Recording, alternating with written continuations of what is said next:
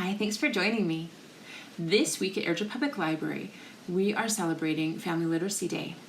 Family Literacy Day is an amazing opportunity to explore the world of books and literature with your family and see what the world has to offer. So what we're going to do today is I'm going to show you how to make lanterns out of glass jars and out of paper. Now, lanterns are used around the world in many festivals. You see lantern festivals in Asian cultures, in the Middle East. You see them in Africa, in South America, in North America. One festival that we have in Canada where we use lights is at Christmas time. Christmas lights are a very important part of our festivities. Lanterns are actually used in many different ways. They can be used to make things bright and festive. They are used in some cultures as a way to communicate with ancestors who have passed away, as a way to honor religious figures. Even at Hanukkah, they use candles as a way to celebrate a moment in their history. So lanterns and lights are a very important part of many different cultures.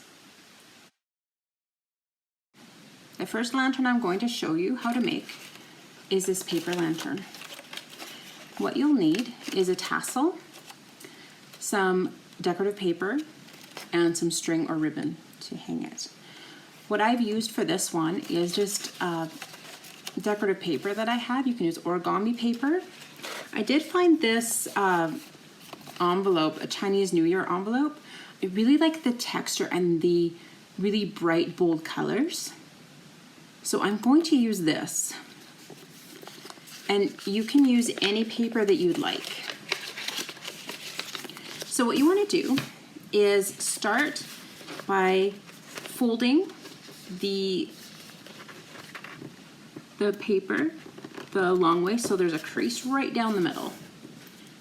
Then you want to undo that and then fold it so the short side meets the short side on the bottom. And by having that crease in the middle, this helps it to bulge in when it's on the lantern. Now what you want to do is we want to fold each corner, and we want the edge, the top edge, to meet the crease that goes all the way down. And you want to fold all four corners.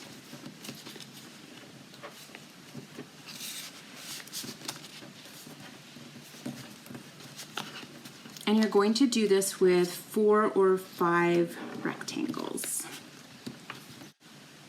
So after you have folded 4 rectangles, you want to put them together. So you want to line up your corners so that it's like that, and you want to staple them. It does help if you fold the bottom corners together just to keep them in place when you staple the top.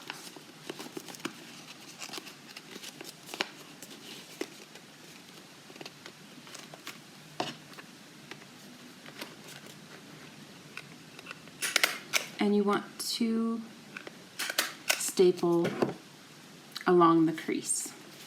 And you want to do that on the top and bottom on one side.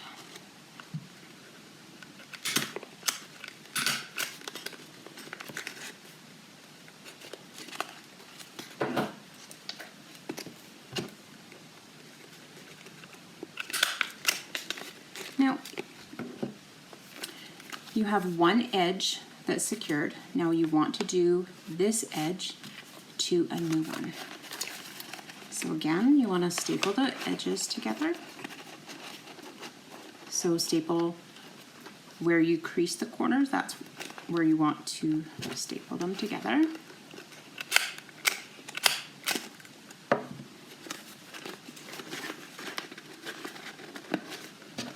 And again, top and bottom.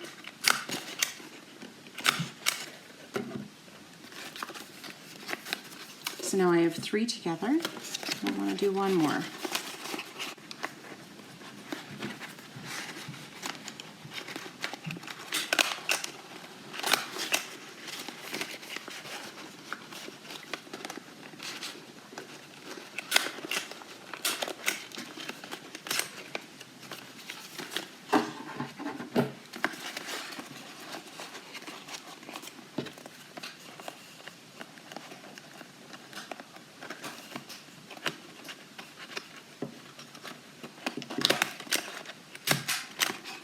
And if you wanted to use glue, you could use glue for this as well. I find stapling is very fast and easy, and it does hold it secure. So that's what it's going to look like if you have 4. Now, what you want to do at this point is you want to put your string through, and I'm going to tie the string to the tassel. And it's okay if you want to knot it, because that will be inside the lantern. And then you just want to slip that through. And if you leave one corner not secured, then it's easier to work it all the way through.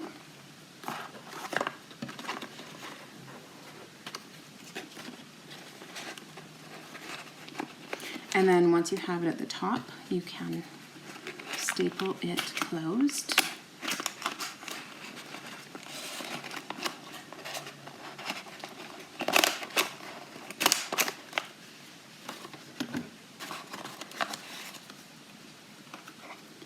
Now, with the corner, I have staples all the way up. So what I want to do is the staple is right here. So I want to cut just above it so that it cuts the paper and leaves it secure. You want to do that on all the corners, and you want to start from the inside and work your way up.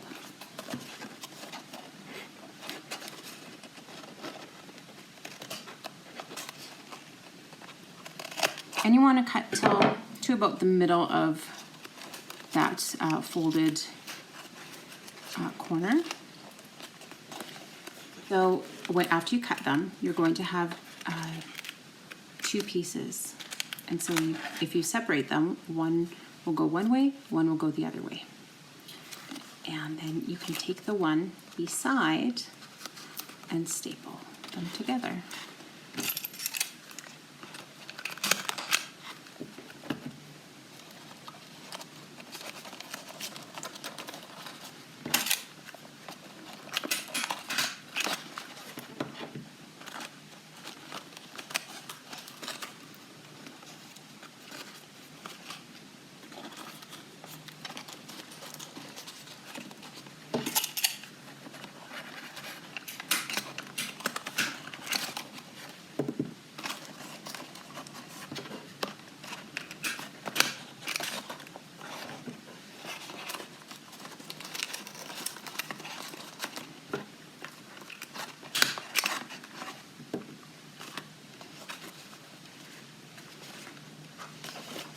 And then you want to do the same on the bottom.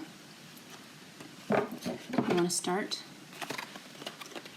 from the middle and work your way to the edge. And you want to cut half way down.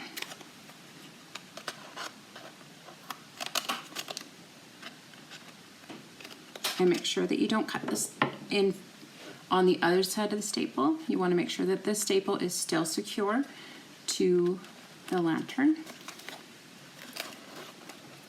So you take these and you split them in half. One goes one way, one goes the other way. And just staple them closed.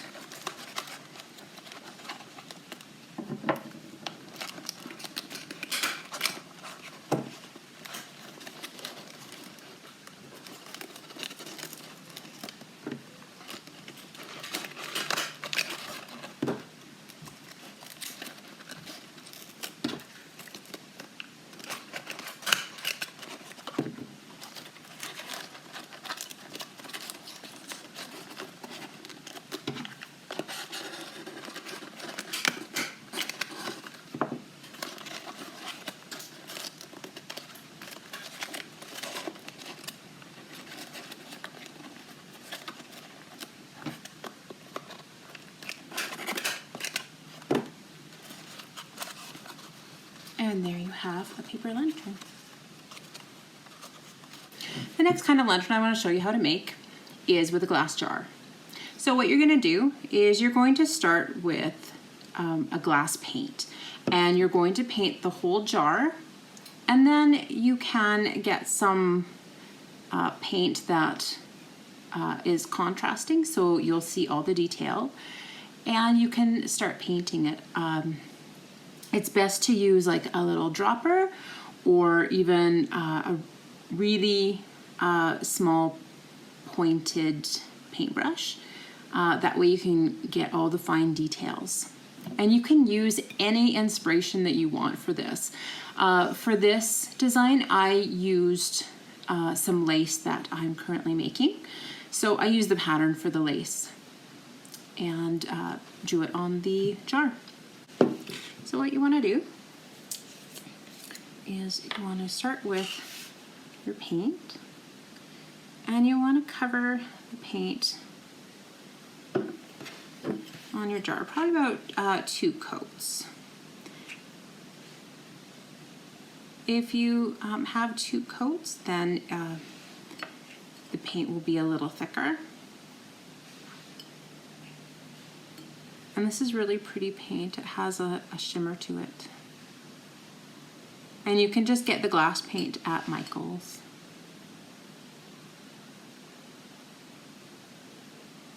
And try to keep your strokes as even as possible so that you don't have some areas that are thicker than others. And that will even out with the layers as well. So now that your glass paint has had a chance to dry and you have 2 coats on there, you'll notice that the paint is a lot more even. You filled up any holes in the paint, so you can't really see through it very well. And the colors are a lot more vibrant with the extra coat on. If you wanted it to be even thicker, you can add another coat on as well. But make sure before you start painting on the outside of the glass with the acrylic paint that the paint has had a chance to dry completely. So what I'm using is white acrylic paint, and it gives a nice contrast to the blue. And I'm just using a fine tip brown brush. And if you have fine tip, then you're gonna get more detail and more control over the thickness of your design. So if you wanted to do a specific design, and if you're not comfortable freehanding, what you could do is you could draw on your paint with a pencil and then go over the pencil with the paint. You can also use like a stencil, or you can just freehand it. Just use your inspiration to paint on the glass. You can find different sources to use for designs. You can use folk art. You can you can Google henna art and get inspiration from those sources as well. There's a lot of different designs that you can use on here depending on your personal preference. So I'm just going to start painting the glass with the acrylic paint. And I don't really have a design in mind. I'm just going to see what kind of inspiration takes. So once you've had a chance to paint your design on with a contrasting color, then you would let this sit overnight and let the paint rest and make sure that it's set. Now, a vase like this with the small mouth, you can put rice or beans inside and use that as a candle holder for a tapered candle. It would be hard to put a candle inside, but you can also use this as a vase. And then a wide mouth mason jar like this one, You could put a candle right inside, or you can use this as a vase as well. So I hope you enjoyed that tutorial. Thanks for joining me.